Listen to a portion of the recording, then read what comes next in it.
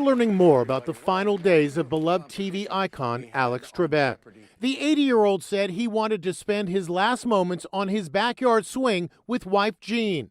Jeopardy's executive producer Mike Richards says that's exactly what happened. He described that he wanted his final day to be sitting on his swing next to his wife Jean and kind of watching the horizon, and he got to do that.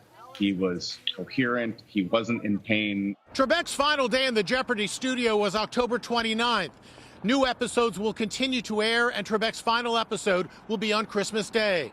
Producers say they have no plans to announce a replacement at this time, although Trebek had joked that 98-year-old Betty White would be his choice for a replacement. On what ended up being our final day taping, I knew he was in an enormous amount of pain. And as he was leaving, I saw him at the door, and I said, you know, that was maybe the most incredible thing I've ever seen. And he kind of had his head down, and he looked up, and he said, well, thank you.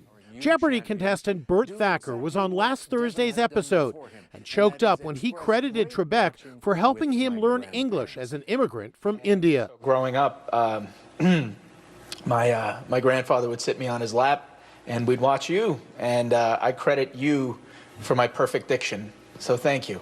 Trebek had this humorous response. I had a similar situation with my grandfather. I would sit on his lap and he would teach me to swear.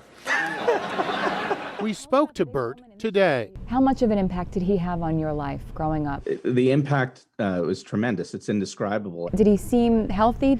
You could just tell something wasn't right. He was moving slowly.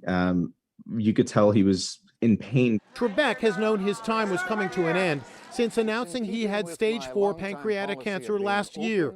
He prepared his bucket list, one of which he fulfilled. So bye, bye, Miss American Pie. American Pie singer Don McLean is revealing that Trebek asked him to perform at the Jeopardy Christmas party last year.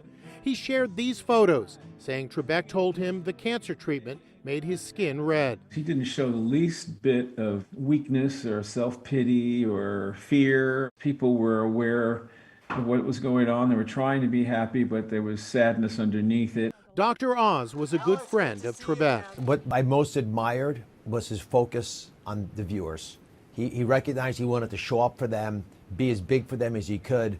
Even if he couldn't beat the cancer, he would fight it with the grace and courage that he demonstrated. So long, everybody. Alex Trebek was a good and decent man. He will be missed.